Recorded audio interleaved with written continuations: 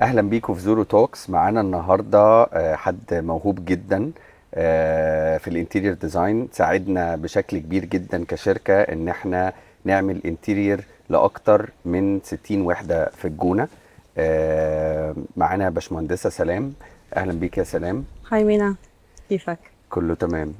حابب اسالك اول سؤال عن من وجهه نظرك اوكي.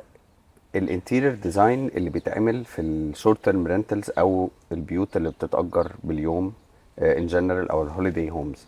ايه اللي يميزها عن اي بيت تاني بيتأجر بالسنة او مفروش فرش عادي؟ طبعا هو في فرق كبير. نحن لما ناخد شورت تيرم رينتلز اللي بيكون مهم بالنسبة لنا بالأول هو الصورة، مم. لأنه نحن بنبيع بالصورة. فبيكون كتير مهم إنه نحن يكون في الديزاين اتراكتيف، ويكون اتراكتيف مو للهوم اونر قد ما هو اتراكتيف للجست اللي هو بيكون شخص مجهول، نحن لسه ما اجى. فالاهم بالشورت تيرم رينتلز ان انا اكون عم صمم صح للكلاينت، البوتنشال كلاينت تبعي، اكثر ما اكون عم حقق شغله حلوه بالنسبه للهوم اونر. مم. فكتير مهم اني انا اشتغل على انه الديزاين يكون اتراكتيف، ويكون الفurniture سستينبل، وصيانته سهله، ويكون يناسب كل المتطلبات والشروط اللي بتحتاجها كشورت تيرم رنتل. اوكي. طيب بما انك اتكلمتي عن المتطلبات والشروط اللي بتحتاجها البيوت اللي بتتأجر على اير بي ام بي وبوكينج دوت كوم وكده، مفيش شروط واضحة، بس يعني من وجهة نظرك ايه لازم اكون بوفره في اليونت؟ او انا لما هاجي هعمل زي ما انت بتقولي سستينبل فرنتشر، او يعني فرش يكون متين، يكون كويس، يستحمل، شكله يكون حلو. طيب بمعنى ايه؟ يعني انا محتاج اعمل يعني لو انا النهارده كحد عندي بيت وجيت قلت لك انا عايز اعمل اصمم بيتي ان خليه انا لشورت تيرم. اجره باليوم. اه هتبتدي ازاي؟ يعني إيه الخطوات اللي ببتدي بيها؟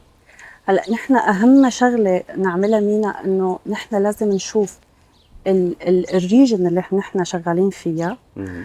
نحن في تولز معينة بتوصلنا لتوب بيرفورمينج يونتس، نشوف مين هن هو التوب بيرفورمينج يونتس، ندرسهم من وجهة نظر انتيريور ديزاين، وناخد منهم جايد لاينز وتوجهات بالانتيريور ديزاين. لما ناخد هاي التوجهات بيكون في عندنا مثلا كذا ستايل او كذا اوبشن مناسبين ليتس سي لمدينة الجونة. لما يجي الكلاينت نحن بناخذ منه الجايدنس الاساسي انه نحن باي ستايل رح نمشي. مم. بعد ما ناخذ هذا الجايدنس بنبلش نشتغل على furniture selection، على items تكون sustainable cleaning friendly items. نشتغل على شيء اسمه instagrammable shots. نشتغل على الانستغرامبل شوتس، ممكن تكون ميررز كبيره في اماكن معينه بتخلينا ناخد صور حلوه. ممكن تكون سوينج على فيو حلو. مم. ممكن تكون اكسنت ارم تشير، اكسنت وولز، خصوصا في البيدروم. دي على ناحيه الصوره، على الناحيه الجماليه. الناحيه الثانيه ان احنا لازم نشتغل على الكومفورت.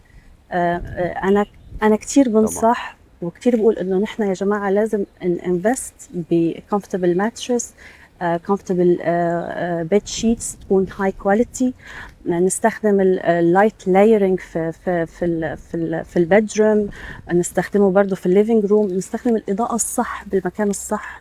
ما ينفعش انا استخدم اضاءه عاليه وبارده قوي في اوض النوم، ما ينفعش استخدم اضاءه مش مناسبه او مش قويه او مش مناسبه اللي بيحصل مثلا في الليفينج روم. مهم. فدي حاجه فعلا مهمه.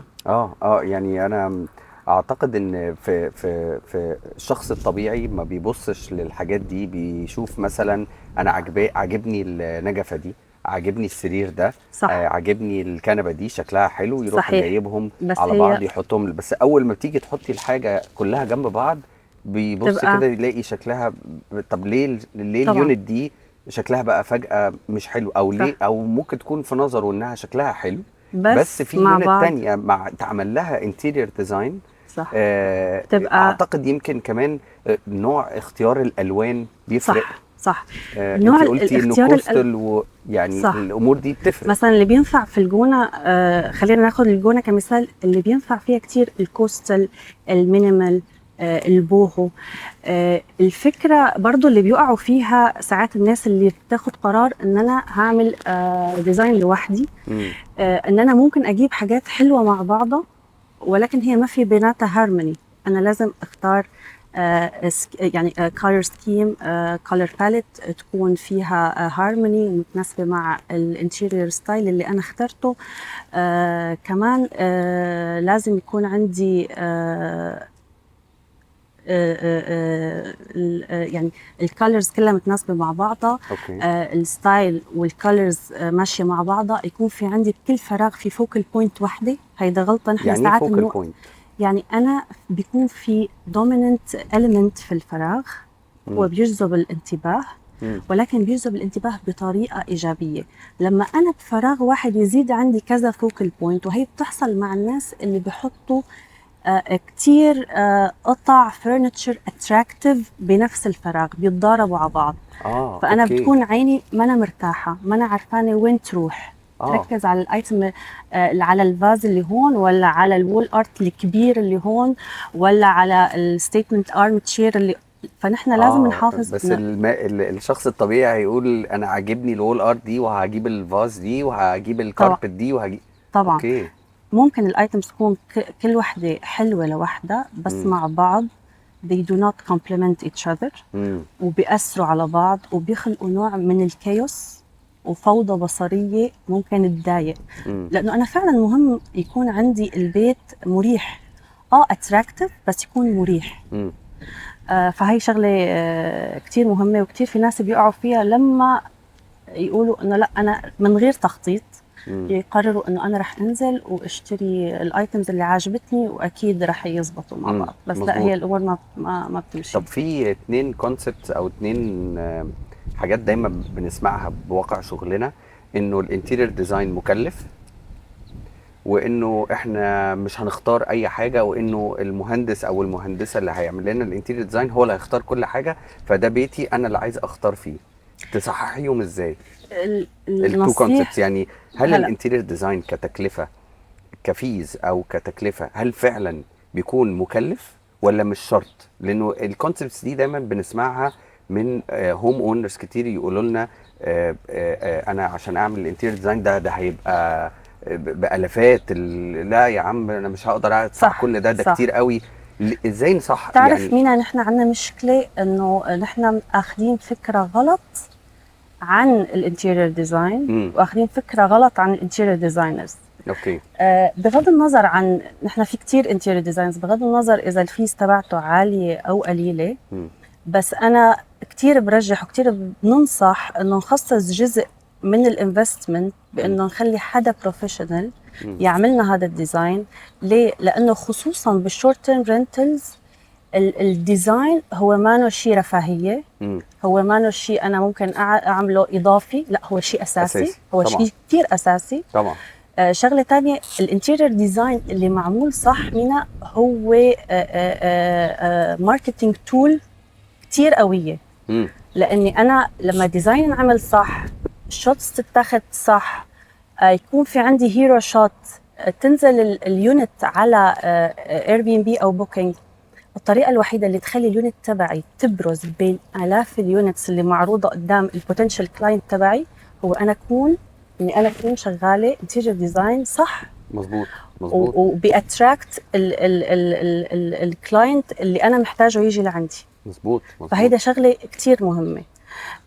طبعا غير كل هاد انا بكون عم وفر وقت. انا بكون ممكن انا اعلي الريت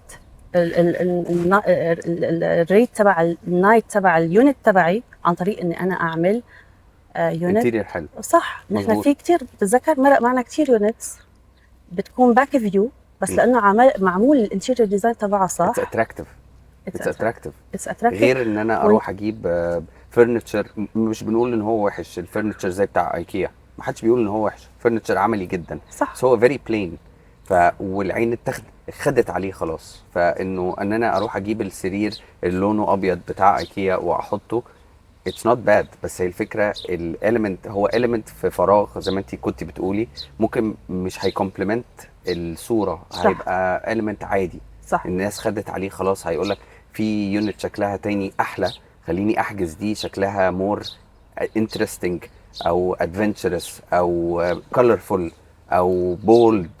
صح. يعني بفتكر ان احنا عملنا قبل كده حاجات فيري بولد كولرز، الوان وول بيبرز صحيح. بتبقى مختلفة كتير. صح. لهيك انا بقول انه فعلا اذا في حدا بده ياخد بروبرتي كانفستمنت ويشغلها شورت تيرم، هو فعلا محتاج يفكر بطريقه جديه ان انا لازم اشتغل يعني اشتغل انتيريور ديزايننج، لازم امشي على رولز معينه، لازم اخذ بعين الاعتبار نقط معينه لحتى الانفستمنت ككل عندي ينجح ويعمل لي العائد او يوصلني للهدف اللي انا بدي اياه. طيب سلامة، انت عملتي يعني معانا احنا حتى كشركة اكتر من 60 يونت في الجونة. كل بروبرتي اونر او كل مالك ليه الذوق بتاعه. صح. وكان اكيد في تحديات، يعني اكيد في تحديات، ايذر حد يقول لك مثلا انا مش عايز الكوست يعلى، حد تاني ممكن يكون الذوق نفسه بيبقى فيه ريزيستنس، بيبقى فيه انا ريزيستنس. ما عجبني هيك. بالظبط.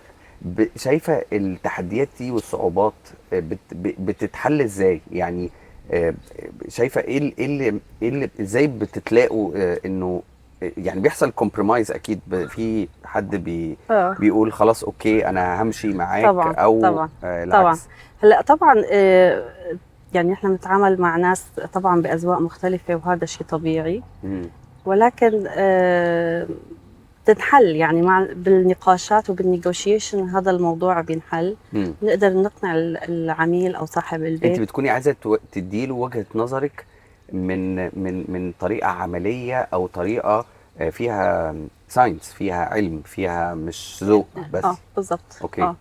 فنحن بنحاول نحن المعلومات اللي وصلنا لها واللي نحن شايفين انه هي الطريقه لتخلي هيدي البروبرتي تعمل اعلى عائد كانفستمنت، بنعرضها عليه وبنحاول فعلا نورجيه انه هذا فعلا الطريقه المضبوطه او الطريقه الصحيحه لحتى نعمل الانتيريور ديزاين، وهذا الحل الامن لإلك. وحقيقي على فكره احنا اليونتس اللي اتعمل فيها الانتيريور ديزاين هي اكشلي اوت بيرفورمد الماركت في اوقات كتير جدا. يعني اولموست كل مره البرفورمانس بتاعها والاداء بتاعها في الماركت اعلى من الاداء العام بتاع الماركت. وناس كتير جدا جاستس وهوم اونرز، ناس عندهم بيوت كانوا بييجوا يقولوا لنا طب احنا عايزين بس نعمل انتيريور ديزاين معاكم، مش عايزين انتوا تشتغلوا بس نعمل انتيريور ديزاين معاكم، من كتر ما شفنا انه البيوت شكلها حلو فعلا. صح. يعني مختلفة. صح. طب التحديات التانية ايه؟ يعني اللي لها علاقة بالوزر. اللي لها علاقة بالوزر طبعا. أوكي. يعني احنا جو الجونة هو جو مشمس، واي فرنشر اوت دور اذا ما كان الكواليتي تبعه مظبوطة او مختارينها بطريقة صح ممكن يبوظ. ونحن عدينا بكذا اكسبيرينس كتير مو ناجحة، ما كانت احسن شيء لغاية لما عرفنا اكزامبل زي ايه؟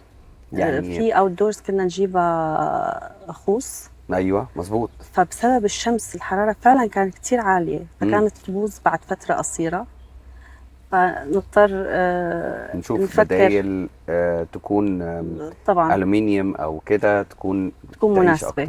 شغله تانية ممكن كنا نواجهها، مو بس يعني ما أنا خاصه بس بالجونه، هي عموما مساحات المساحه. يعني مثلا نحن واحده من البروجكتس اللي مرقت معنا مساحة كتير صغيرة، كانت ما بتنفع غير إنها تكون زي مثلا فيها بيد وبس، بيد وكيتشنت. وبصراحة هذا ما كان شيء عائق قد ما هو تشالنج حلو بالنسبة لإلي، مم. نحن لا، قررنا انه لا، نحن بدنا نفكر، نحن بدنا نخلي الستي مو بس نوم وتكون ممله، لان نحن بدنا اياها اكسبيرينس كامله. مم. فقدرنا نخلق مساحه صغيره، سليبينج اريا اصل وسيتنج استغلال اريا المساحات مهم قوي. ودايننج اريا صغيره، هي مم. كلهم تو سيترز، بس نحن خلقنا اكسبيرينس كامله بهذا الفراغ. طبعا. بدل ما انها تكون هي بس مكان لانه انا نام وخلص. واقعد. مظبوط. فهيدا كانت يعني عائق وتشالنج التشالنج بالنسبه. اكيد في المساحات في الجونه مختلف اكيد، لانه في القاهره البيوت ان جنرال بتبقى كبيره، دايما صح. في مساحات، صح. في وفره في المساحات، صح. فبتقدر تبدع براحتك. لكن صح. في الجونه واكيد اللوجيستكس كمان صعبه، يعني الفرنتشر ده كله بيجي من بره الجونه. صحيح. اتوقع يعني مش ما بيكونش من هنا، فاكيد اللوجيستكس والحاجات دي وتركيب العفش والامور اللي زي دي بتبقى اكيد صعبه. صح مزبوط طبعا، بس يعني كلها ممكن كله بتتحل. تنحل بالاخير. طيب نصيحتك ايه لاي حد سمع البودكاست ده وبيفكر في موضوع الانتيريور ديزاين؟ يعني عنده بيت وبيته ممكن يكون هنا في الجونة ومثلا وعايز يحسن من أدائه، أو ممكن يكون حتى مش لازم يكون هيشغله as a short term rental، بس عايز يجدده. نصيحتك يكون مناسب لشورت تيرم رينتلز. يعني لو هو هيكون مناسب للشورت تيرم رينتلز، نصيحتك يبتدي ازاي او يعمل ايه في الاول؟ يعني نصيحتي مثل ما قلنا بالاول، انه نحن فعلا لازم نركز على الصوره. لازم نركز انه انا يكون في عندي كولر باليت متناسبه مع بعضها، متناسبه مع الستايل اللي بدي اختاره. مور از ليس، ما حط كتير ايتمز بالفراغ. صح. خلي فيه فوكل بوينت وحده او عنصر اساسي واحد بيجذب النظر. اعمل كورنرز لطيفه بالبيت، مثل مرايا بالطول، مثل سوينج اذا كان ممكن وفراغ بيسمح. اكسنت وول مثلا باوض النوم. وكمان نصيحتي له انه يركزوا على الكومفورت، يركزوا على انه يكون السراير مريحه، شكلها حلو، بس تكون كمان مريحه. النظافه. وكمان شغله مهمه انه انا لازم فعلا كل فرنتشر ايتم بختاره يكون سستينبل، ويكون سهل التنظيف، ويكون إنه سهل الصيانه، ما بيعمل لي مشاكل مع الوقت. هذا كتير بخفف عني هيدك كبير. طبعا بيخفف هيدك عن الاوبريشنز كمان بعد كده. صح. فبالتالي العائد بيبقى على الاستثمار اللي هو عمله بيبقى اقوى. صح. سلام، شكرا ليكي. انا سعيد جدا ان انت طلعتي معانا في زورو توكس. دي يمكن تكون اول بودكاست نتكلم فيها عن الانتيريور ديزاين. بس من كتر المسجز اللي بتجيلنا عن قد ايه الانتيريور ديزاين عندكم ملفت وعندكم حلو، انه people are impressed باللي احنا بنعمله، حسينا انه لازم يكون الشخص ده contributed يمكن اكتر من 80% من النجاح بتاعنا ده في الانتيريور ديزاين يطلع معانا. Thank you so much for joining us. وميرسي ليكم. ميرسي.